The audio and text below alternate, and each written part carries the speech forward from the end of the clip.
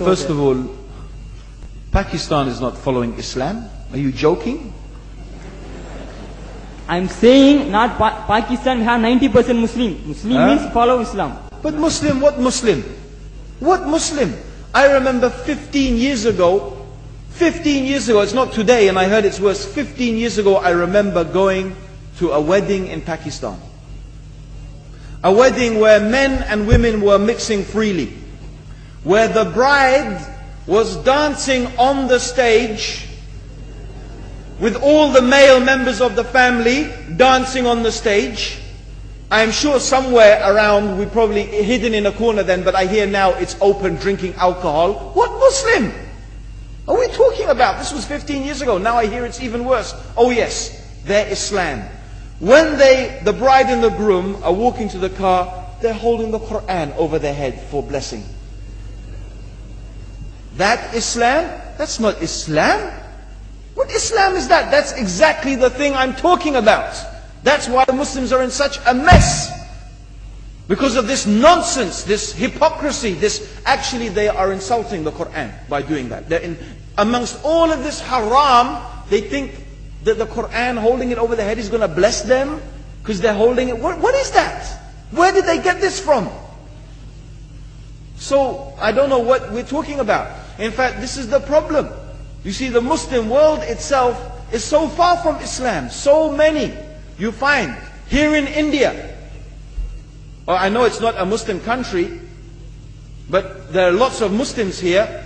But I don't know what sort of Muslim. Most of them go to the dargah and they call upon some dead person in the grave, and they think that by talking to a dead person they're going to have their needs fulfilled.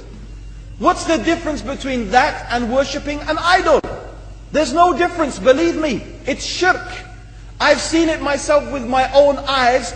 I'm praying in the masjid, the adhan goes, the people are praying in the masjid, and the people in the dargah are not coming to the mosque to pray. They're still going around the dargah and making all their whatever the things they do. What's that? That's not Islam. You go to many countries, you find Pakistan, you want to see Islam in Pakistan. You know, in England, in every street corner we have a pub. You know what's a pub? You know what's a pub? Like a bar, you know, a place where you sit and drink alcohol. Yeah? Yes? In Pakistan, believe me, they have something worse than that. Yes, worse. On every street they have a picture of a palm. Everywhere you see it, hanging from the windows. They have the picture of a palm. What's that advertising? Something worse than drinking alcohol. An invitation to disbelieve in Allah. That they're going to read your hand and tell your fortune. Shirk. It's shirk. Whoever believes, the Prophet said, sallallahu alaihi wasallam, whoever visits a fortune teller out of curiosity, Allah will not accept their prayers for 40 days. Whoever believes in the fortune teller has disbelieved in Allah and His Messenger. That includes, by the way, horoscopes.